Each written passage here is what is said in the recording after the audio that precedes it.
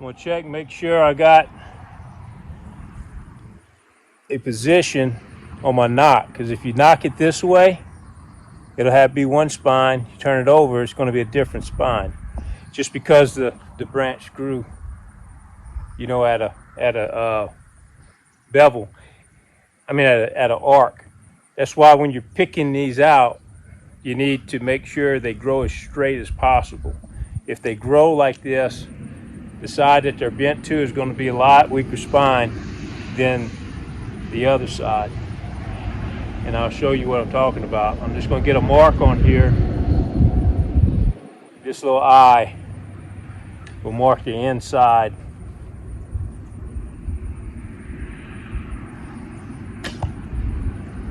Okay, that was a little heavy spine on that.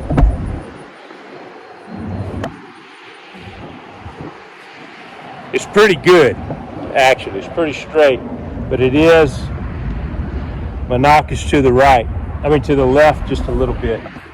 So that spine is just a little bit heavy on that side.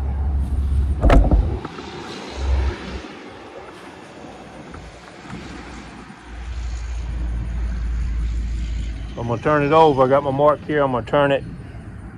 So I'm shooting on the opposite side of this arrow.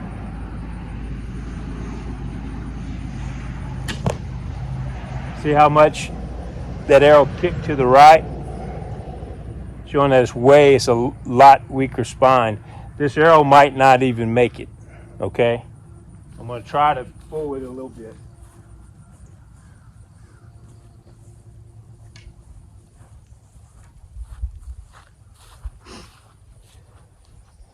And this arrow will probably be good for stand-up archery, because you can have your cock feather and put it on the same side every time, and it'll shoot the same way every time. But for mounted archery, this arrow probably is not going to make a mounted archery arrow, because you can't watch the cock feather. It's just got to, however it knocks, that's the way it's going to have to knock. So I'm going to try it one more time, see if I just messed up. I'm going to turn it over.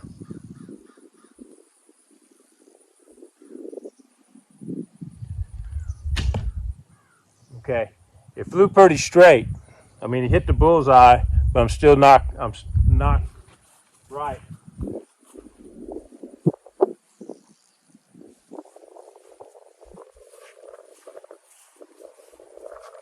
So what I'm going to do is, on this side, on the heavy side, I'm going to take some weight off.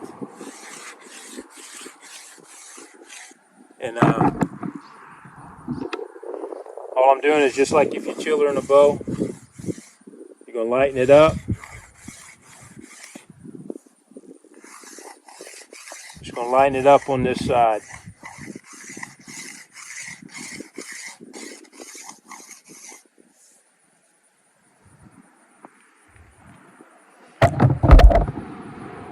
I'm going to try it again.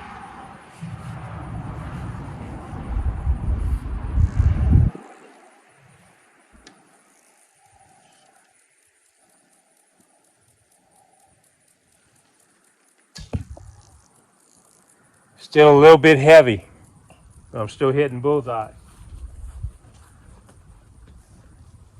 See how it's not left.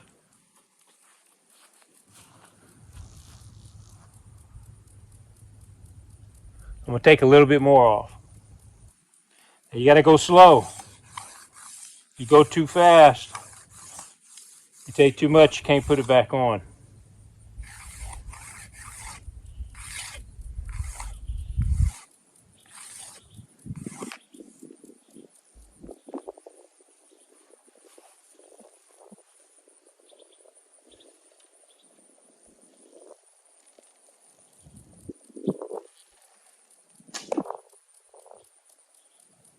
Now that one went a little bit knocked right, so that's showing that it's getting a little light. Let me go get it.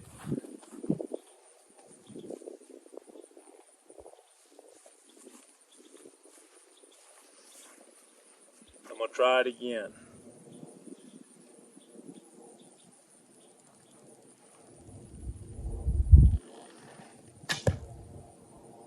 That's perfect.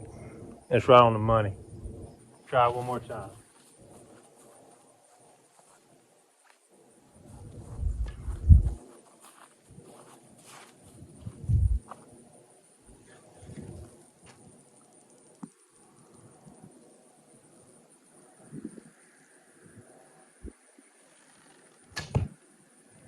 Right on the money. So what I'm going to do with this arrow right here, instead of making it too light, this is a light bow.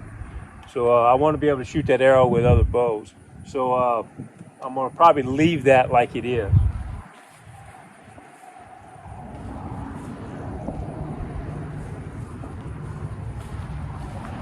But what I'll do is I'll make it one of my ground target arrows. So I'm going to make a mark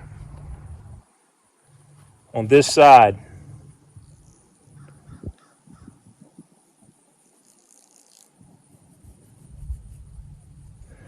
That's where my cock feather is going to go. Right there. That way I know when I knock it, when I'm on shooting ground, I can put that right just like this, and this arrow's going to shoot.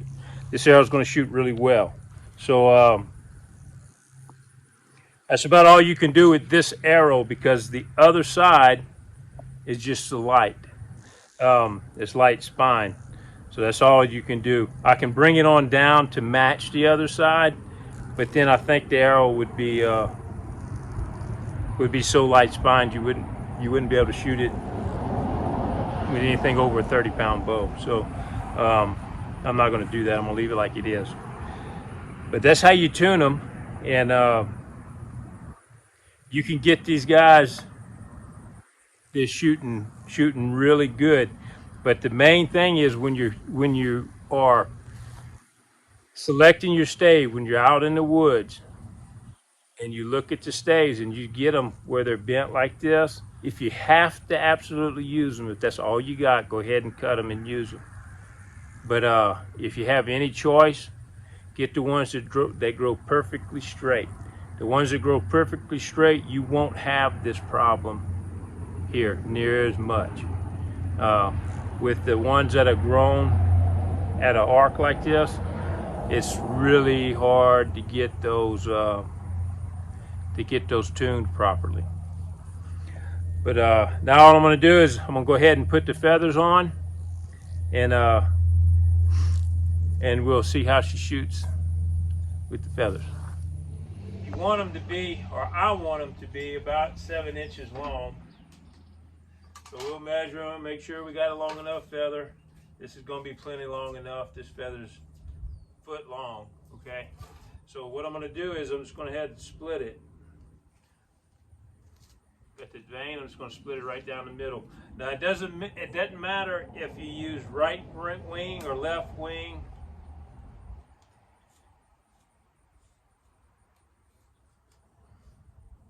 Fletching, but as long as they're just the same, you can't mix them up.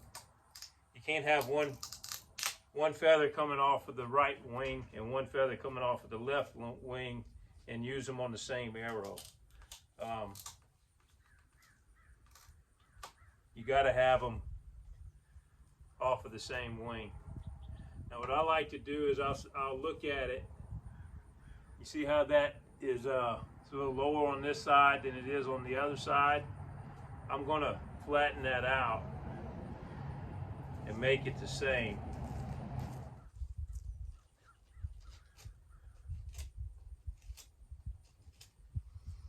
See what I'm doing? I'm just lowering this side is all I'm doing.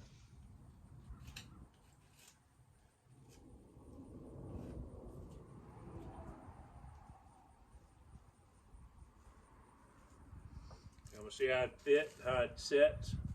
It's setting pretty straight up and down. I'm wanting to blow my feathers away.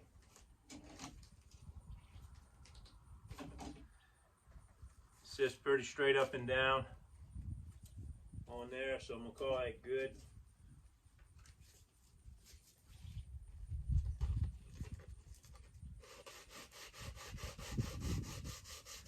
ahead and flatten it out just a little bit.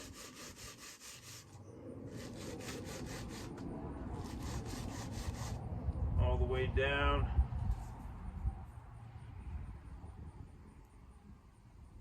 Yeah, I got 8 inches of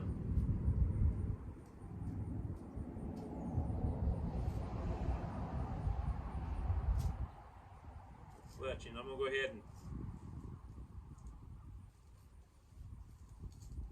cut this on down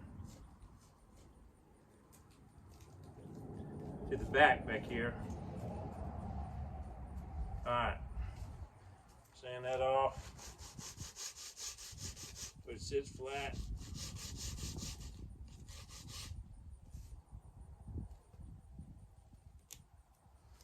Okay, now what you want to do, you're going to be shooting these over your hand.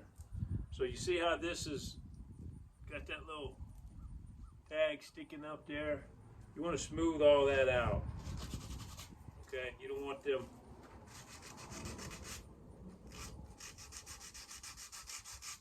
rough edges on hitting your hand and cutting you or stabbing in you. Get all that smoothed out, then I'm going to measure it.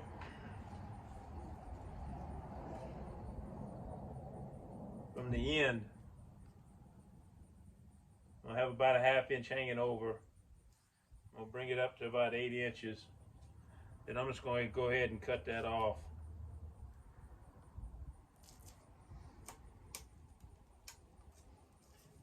This back part of the feather is a lot easier to deal with as far as it being straight. Getting this crook out of it.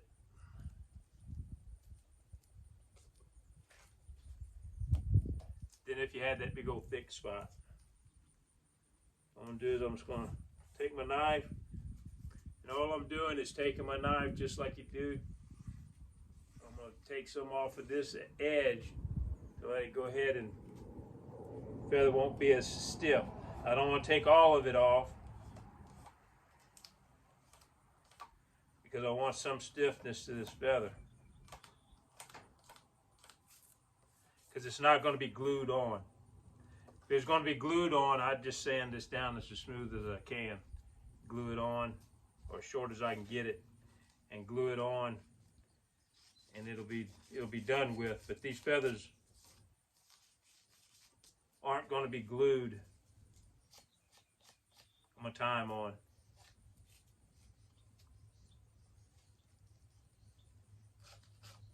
So I want them thinned down.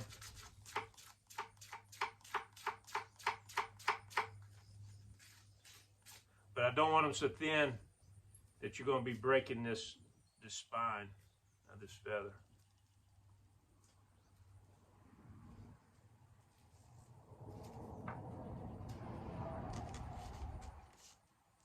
You can already see how it's kind of straightening it up, getting a little more flexible.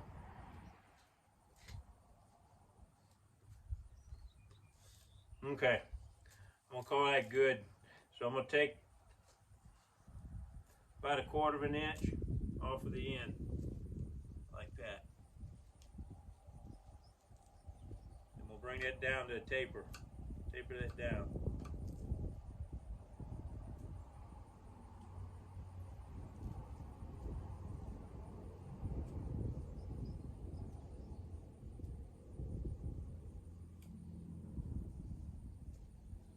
That way it'll fit, won't make a ridge when I wrap it.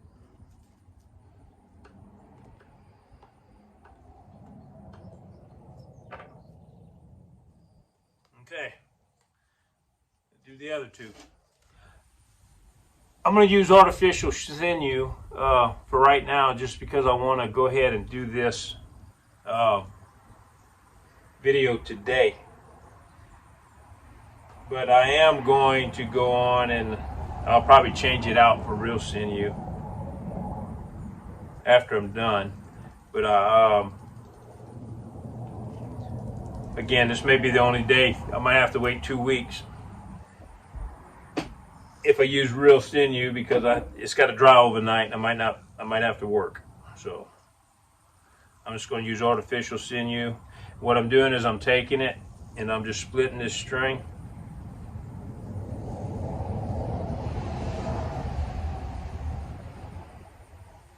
Not using the full thickness of this sinew, of this artificial sinew. I'm actually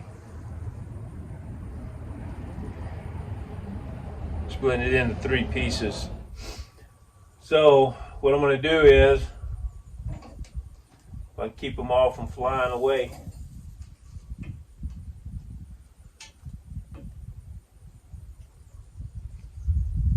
I'll try to get them pretty straight. I'm going to use kind of the natural flex of the arrow, the bend of the fletching, to kind of make a helical around the shaft. So I'm just going to take a piece of sinew, take my first fletching. I don't like my fletching to come up into my knock like a lot of people do. I don't like my fletching all the way covering my knock like you see a lot of them. Just my personal preference. I'll come about here with it, and I'm going to tie this down. That leaves my knock open.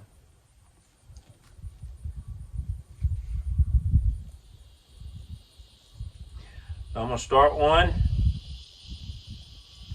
My cock feather on my line. Made my line when I was tuning my arrow.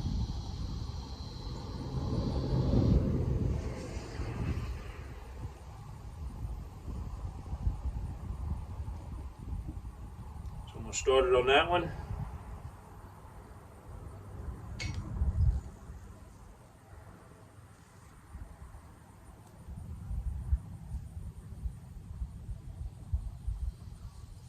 Kind of get that locked in. I'll lay my next feather in there. Oh, tension in my teeth.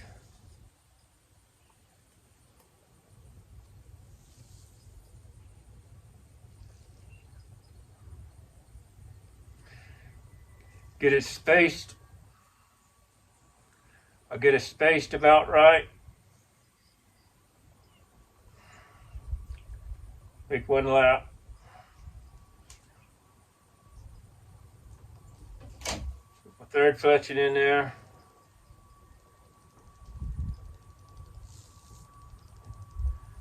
I'll make a lap. Make a wrap. Okay, before I go any further, I'm going to space them all.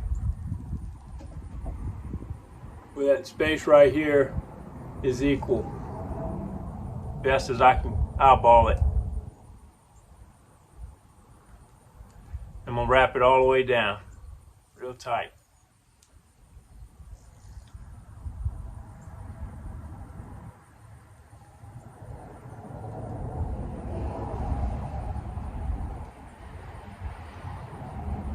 Should have rolled this sinew together, just wanting to split.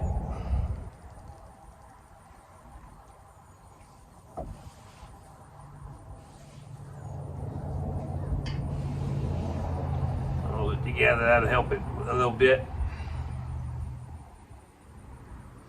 I'm going to get it where the ends of this fletching is tied down really good, because I don't want that going through my hand.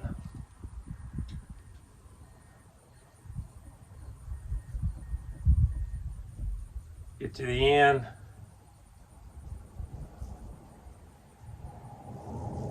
Throw a couple half hitches in it.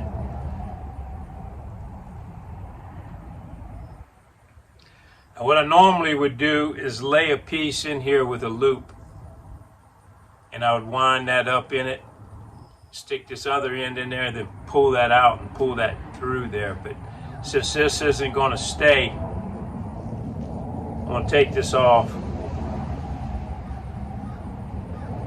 I'm just going to end it with some half hitches.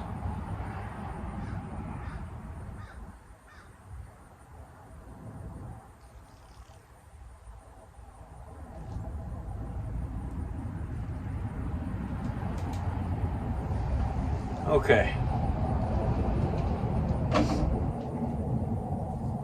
That's one end. Now, let's start with the cock feather again.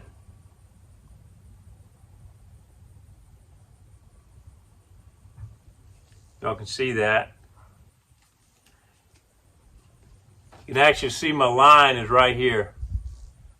I'm going to go just to the left of that line, just so my fletching will want to lay a little flatter, okay?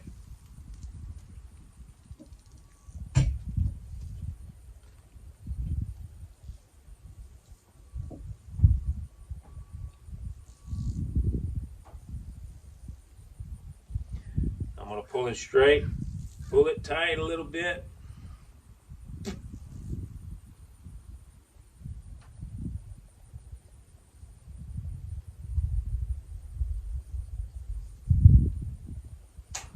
Again, this is personal preference where you start it.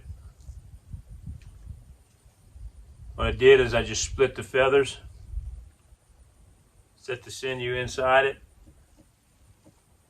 I'll do just like I did the front. I'll make a couple of wraps just to lock this in. And what I'm going to do is, if y'all can see this, see how I got this bumped up tight against that feather? What I'm going to do is I'm going to pull this sinew back just a little bit.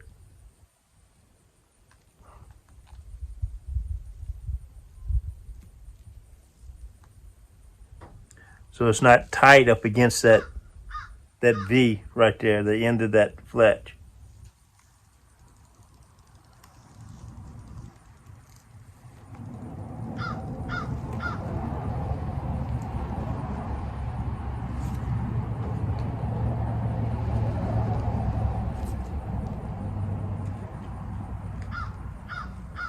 Okay, get locked in.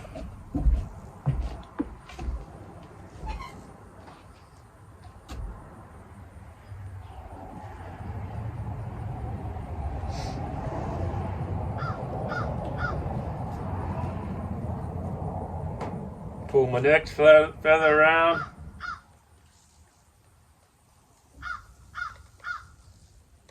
Do the same thing.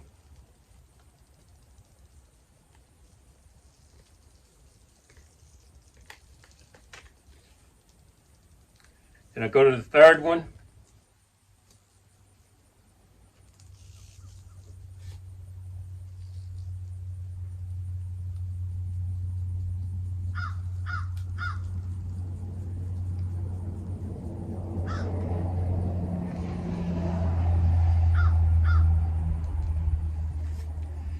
And do the same thing.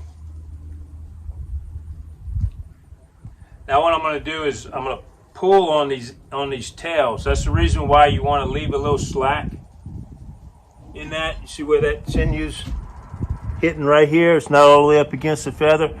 That's going to give me a little slack to be able to pull against. And with this fletching not being cut right here, it'll leave it a little slick, so it'll be able to slide easier. So I'm going to pull on it and tighten, wrap my string as I'm pulling on each individual feather.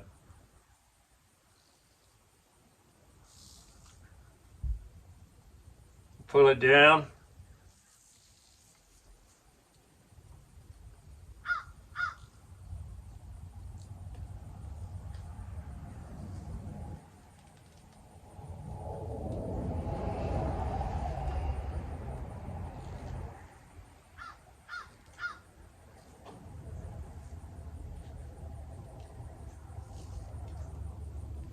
And as I'm going, I'm watching my spacing.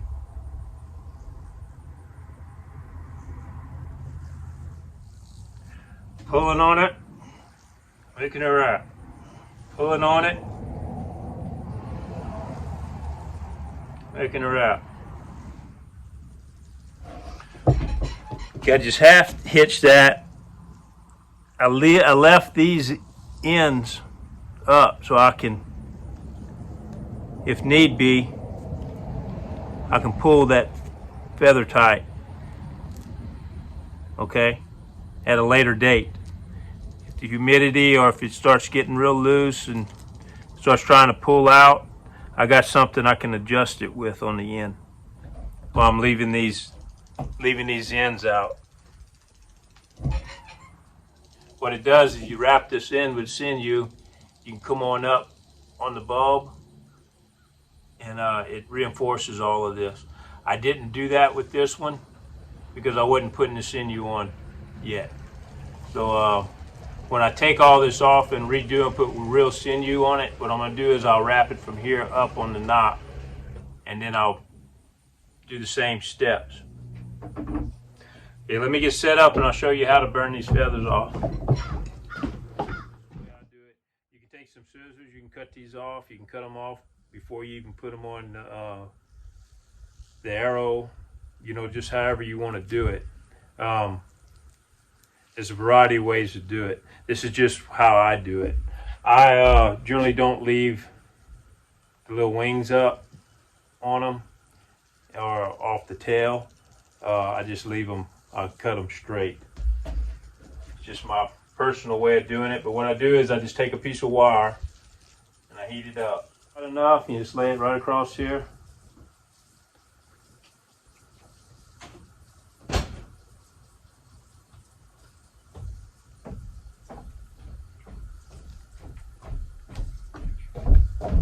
Melts it off straight. Okay, the reason why I choose to do my fletching like this instead of just gluing them all the way on with these particular arrow shafts is because you see how hard it is to make one. If you glue it on, then when you change your fletching, you have to strip all of that glue and everything else off. You mess your shaft up. It can't take too many times of that. So I go through a lot of fletching because I shoot the arrows a whole lot. So if I just tie the front and the back, it seems to work real well. Sometimes I will spiral the sinew all the way up to hold these down a little better.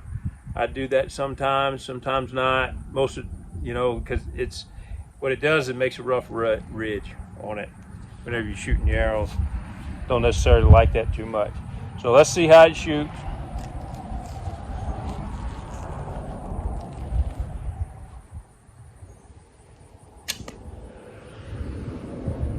Straight as an arrow.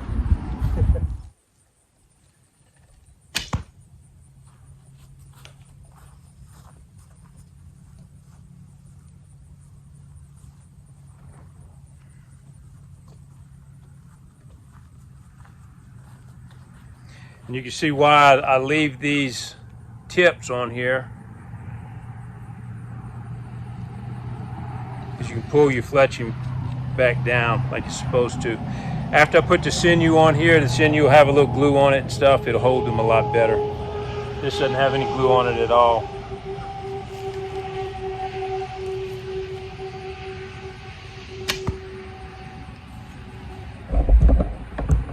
You can see this arrow. The main thing is going into that target as straight as can be. So that's tuned properly.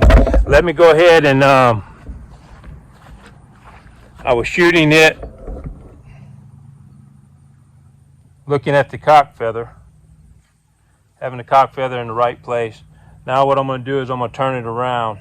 We're going to see how it shoots that way with the weak side of the spine facing the bow.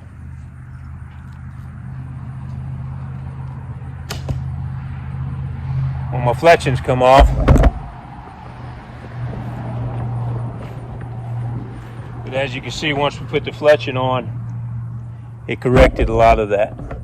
Corrected all of it. It actually shot really well. Okay, I'm gonna have to go ahead and put sinew on here and get the front and the very back glued. But now you see how I tuned my arrows. I normally don't just build a bunch of shafts, build a bunch of arrows and shoot through them and see which ones work the best and keep them and just discard all the rest. I don't do that. I'm limited on my supply of arrow wood, so I make the most out of it. And I advise y'all to do the same. If you tune these arrows to your bow, you're gonna find that your shooting is going to drastically improve. It if your arrow isn't tuned, then it doesn't matter how good of a shot you are. There's absolutely no way you're going to be able to shoot consistent because your arrows aren't consistent. 99 or 90% of your accuracy is your arrows. If you don't have good arrows, you're not going to be accurate. But that is how I make a set of competition wood arrows out of just hardwood shoots. Of course, if you buy dowel rods, cedar dowel rods or whatever, it makes the process 100 times easier. Okay, it's a lot easier, but you can do the same thing with those and tune them perfectly for your bow. I hope this helped you, and again, subscribe and share this with your friends if you liked it, and I'll talk to y'all later.